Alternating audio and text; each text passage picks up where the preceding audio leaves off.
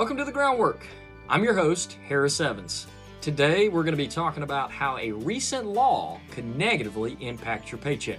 So what was the law that created this change?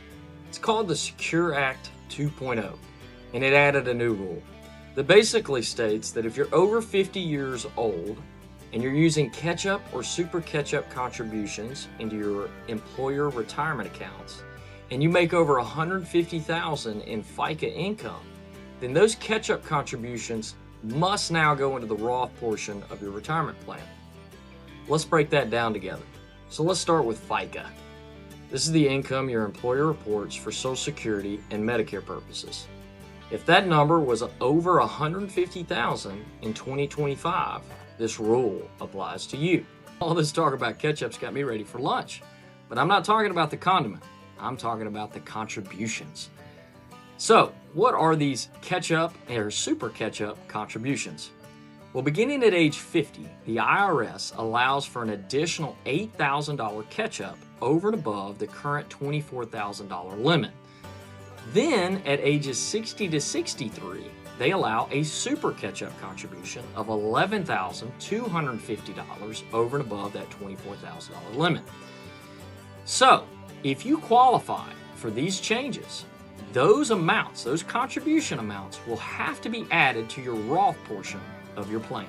So what does this mean for your paycheck? Your take-home pay will likely go down. Why is that?